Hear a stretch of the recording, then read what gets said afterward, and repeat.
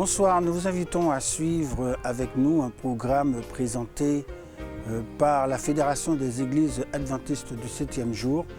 Le message de ce soir, nous espérons, vous sera d'une grande bénédiction et édification.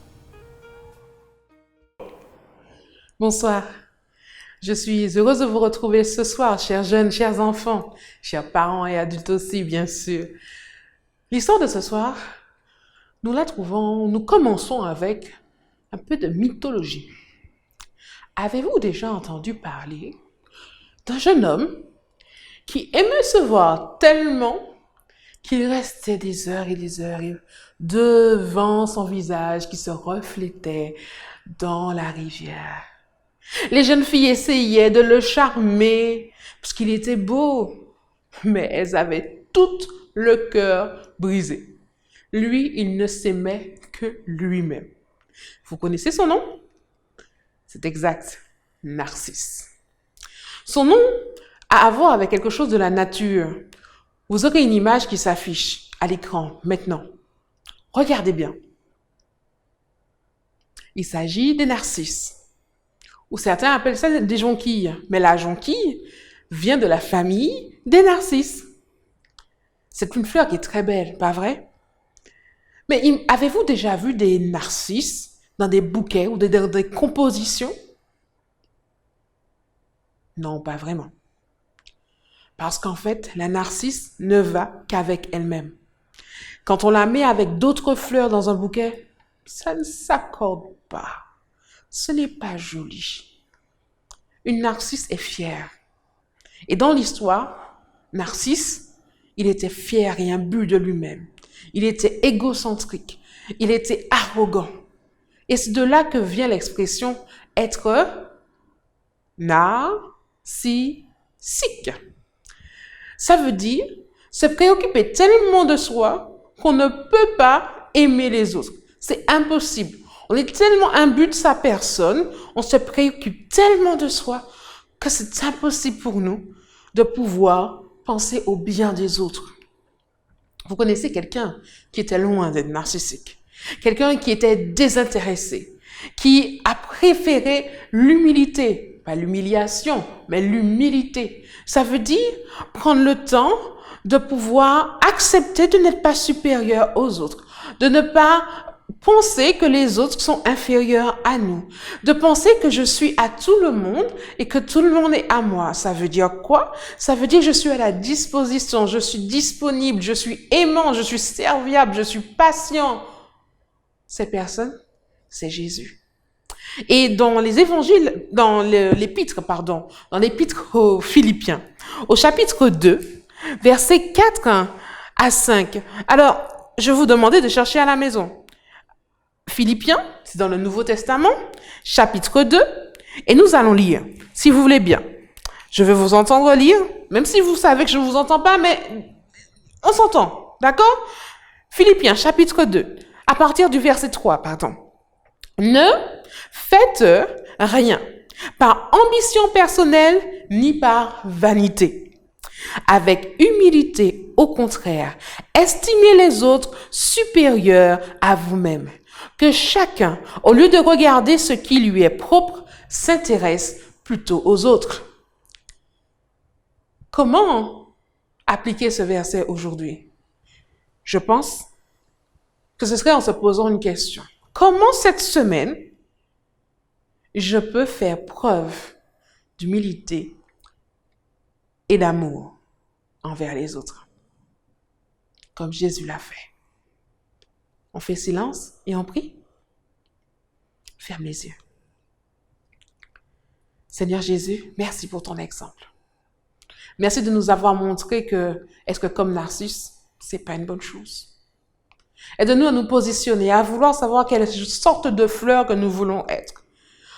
Dans quelle belle composition nous pouvons être si nous sommes des fleurs qui aimons les autres.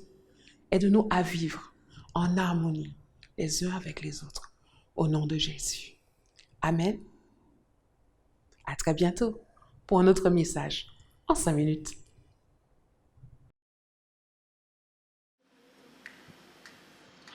Tu es le soleil levant.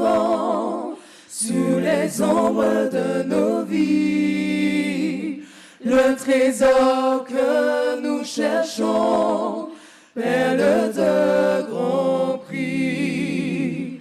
Comment pouvons-nous te dire notre adoration? Reçois la reconnaissance de ta création. De l'Orient à l'Occident, ton nom sera glorifié au long des générations et dans l'éternité. Comment pouvons-nous te dire notre adoration? Reçois la reconnaissance de ta création. Comment pouvons-nous te dire notre adoration? Reçois la reconnaissance de ta création.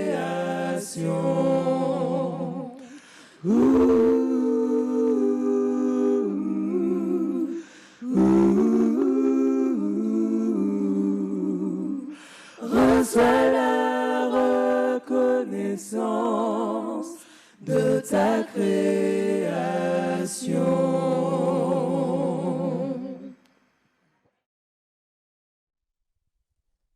Chers frères et sœurs, bonsoir. Que la bénédiction de Dieu, la paix du Christ et la communion du Saint-Esprit nous soient accordées en ces temps d'angoisse et de troubles planétaires. Je voudrais encore, dans ce moment ô combien difficile, encourager le peuple de Dieu par la parole à tenir bon, car notre délivrance est proche. Mais avant de faire cela, je vous invite à invoquer avec moi celui qui veille sur nous et pourvoit à tous nos besoins. Prions le Seigneur. Éternel, notre Dieu, notre Père, toi qui du haut de ton trône veilles sur nous et pourvois à tous nos besoins. Vers toi, en ce soir, montent nos louanges, nos actions de grâce et notre adoration. Parle-nous, Seigneur, encore une fois de plus. Nous t'en prions, au nom de Jésus. Amen. Frères et sœurs, dans la foi, soyez rassurés. Le Seigneur ne nous a pas abandonnés. Amen. Je dis que le Seigneur ne nous a pas abandonnés. Ses yeux, à l'heure où je vous parle, sont rivés sur la planète Terre et de manière particulière sur chacun de nous en ce soir. En fait, selon sa parole, il est au milieu de nous alors que nous partageons ces mots d'encouragement. Et voici, chers amis, ce qu'il déclare en ce soir dans l'Évangile selon Matthieu, au chapitre 18, le verset 19 à 20. La parole de Dieu déclare, « Je vous dis encore que si deux d'entre vous s'accordent sur la terre pour demander une chose quelconque, elle leur sera accordée par mon Père qui est dans les cieux. Car là où deux ou trois sont rassemblés en mon nom, je suis au milieu d'eux. » Le verset que nous venons de considérer, frères et sœurs, sont liés au verset précédent, qui parle de mesures disciplinaires. Bien que ces versets soient spécifiques et ne s'appliquent pas aux prières ordinaires des croyants, elles nous donnent l'assurance que lorsque deux d'entre nous sommes d'accord sur une chose, ou avons le même esprit sur un sujet, le même sentiment et la même opinion pour le bien-être de l'Église, et là, je ne parle pas du bâtiment, mais de la congrégation des chrétiens réunis en assemblée pour demander quelque chose à Dieu. La Bible dit, chers amis, que quelle que soit la chose demandée, cela leur sera accordé par notre Père qui est dans les cieux. Il y a, chers amis, à part cette promesse faite dans Matthieu 18, le verset 19 à 20, dans la Bible, d'autres promesses. D'autres promesses faites au peuple de Dieu concernant les moments de prière. Voyons rapidement quelques-unes. Au psaume 50, le verset 15, le Seigneur déclare ce qui suit.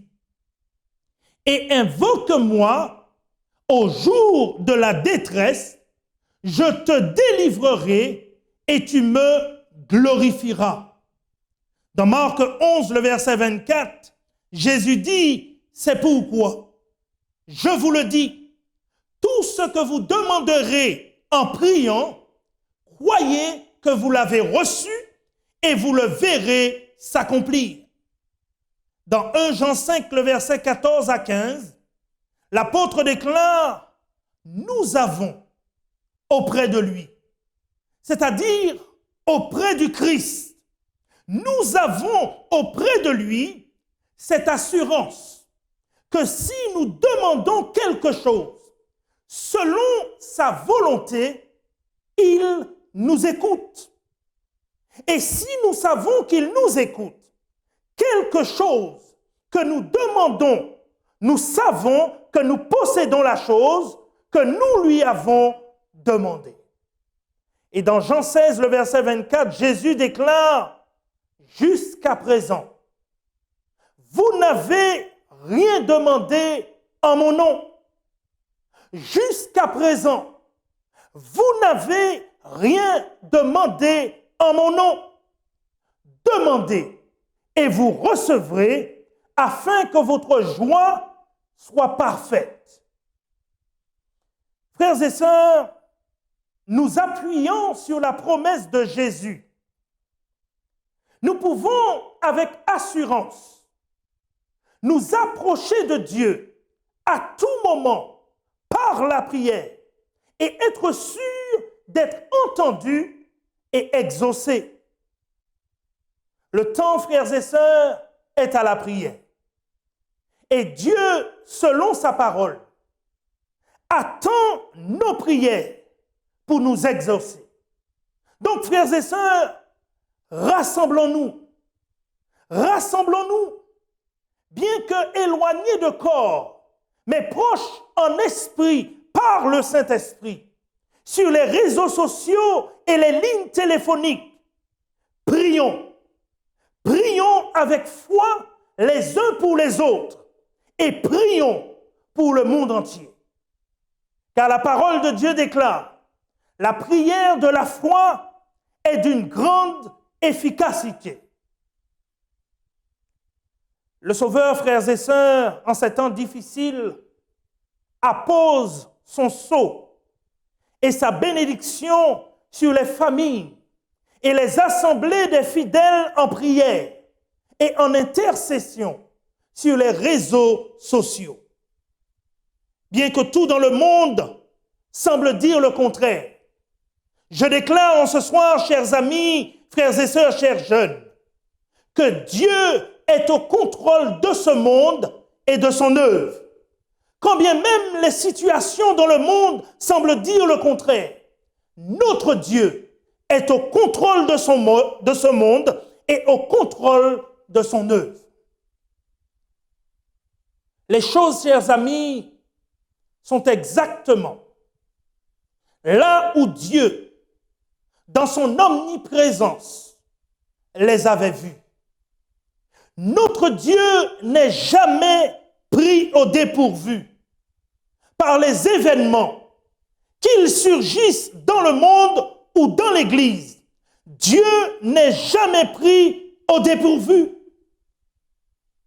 Et pour ceux qui doutent ou qui sont inquiets pour leur avenir et leur devenir, qui sont inquiets pour l'avenir du monde et l'avenir de l'Église, voici ce que déclare le Seigneur par la bouche de sa servante dans le livre évangélisé au chapitre 15. Le Seigneur tient les commandes. Amen. Le Seigneur tient les commandes. Elle poursuit et dit, de redoutables dangers menacent ceux qui portent des responsabilités dans la cause de Dieu. Des dangers dont la seule pensée me fait trembler. Mais ce message m'est donné. Je tiens les commandes. Dieu, frères et sœurs, est aux commandes du monde et de son œuvre. Le Covid-19 n'a pas pris Dieu au dépourvu. Dieu n'est jamais pris au dépourvu. Au travers de ce temps troublé, Dieu, frères et sœurs, œuvre dans le monde et dans l'Église pour sauver tous ceux qui, par la prière, se tournent vers lui et invoquent son saint nom. Le prophète Joël, dans l'Ancien Testament, parlant de notre époque, déclare au 2e chapitre de son livre, au verset 32, qu'en ces temps de la fin, en ces temps de ténèbres, il dit, quiconque invoquera le nom du Seigneur sera sauvé. Quiconque en ces temps difficiles invoquera le nom de l'Éternel sera sauvé. Revenons à notre citation du livre évangélisé au chapitre 15. Je tiens les commandes, dit le Seigneur, et je ne permettrai pas que des hommes gouvernent mon œuvre dans ces derniers jours. C'est moi, dit le Seigneur, qui tiens le volant, et ma providence continuera à exécuter les plans divins en dépit des manœuvres humaines. Le Seigneur s'adresse à son Église. Il dit, lors de l'achèvement de l'œuvre, nous serons confrontés à des difficultés devant lesquelles nous ne saurons que faire.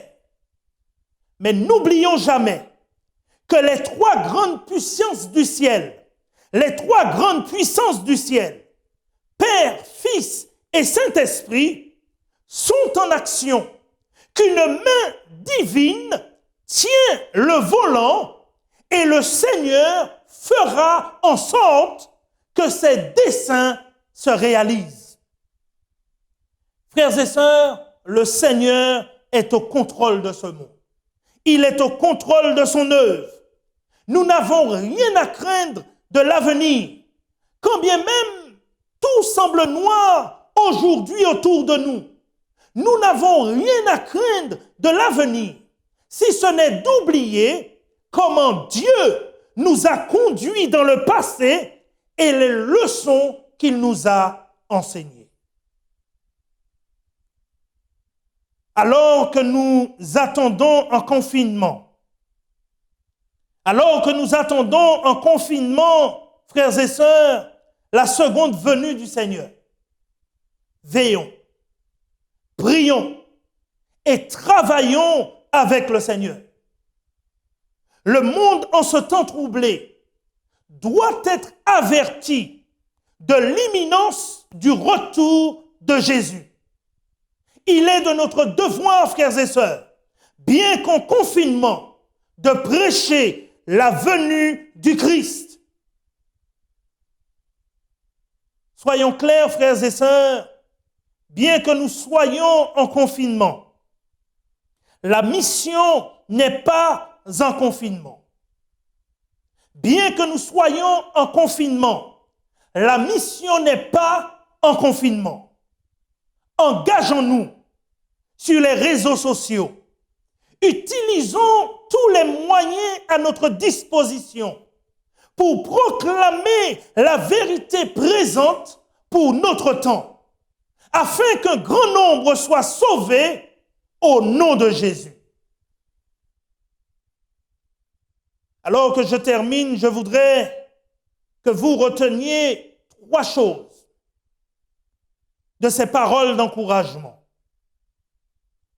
Premièrement, en ces temps difficiles et ténébreux, le Christ sera gracieusement présent avec et parmi son peuple chaque fois qu'ils se réuniront en son nom pour prier, si petit soit-il. Deuxièmement, le Christ sera présent d'une manière spéciale avec les guides et les officiers de son Église pour diriger son Église et guider ses enfants dans les décisions à prendre en ces temps troublés. Et troisièmement, la mission n'est pas en confinement. Élevons la bannière du prince Emmanuel et proclamons, frères et sœurs, le merveilleux message du salut en Jésus et en Jésus seul. Je vous dis encore, frères et sœurs, que si 2 d'entre vous s'accordent sur terre pour demander une chose quelconque, elle leur sera accordée par mon Père qui est dans les cieux. Car là où 2 ou 3 sont assemblés en mon nom, je suis au milieu d'eux. Que le Seigneur, notre Dieu, frères et sœurs, nous soutienne et nous garde alors que nous avançons par la foi en ces temps difficiles. Prions le Seigneur. Éternel, notre Dieu et notre Père, nous nous appuyons sur ta parole en ce soir et d'un commun accord, assemblés dans nos foyers, nous invoquons ton saint nom en ces temps difficiles et ténébreux. Entends, Seigneur, nos prières et nos supplications. Viens à notre secours contre ce virus.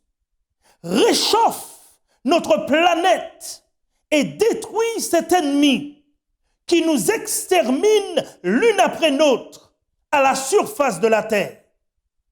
Donne-nous une fois de plus une raison de te glorifier et d'élever ton saint nom pour ce que tu feras en notre faveur.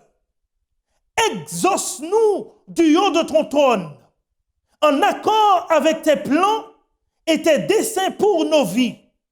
Nous t'en supplions au nom de Jésus, car tu connais, Seigneur, tu connais les plans que tu as formés pour nous, plans de bonheur et non de malheur, pour nous donner un avenir et une espérance. Seigneur, viens à notre secours et sauve-nous pour ton royaume. Nous t'en prions au nom de Jésus. Amen. Amen. Que le Seigneur, chers amis, vous garde et qu'il vous bénisse. C'est ma prière.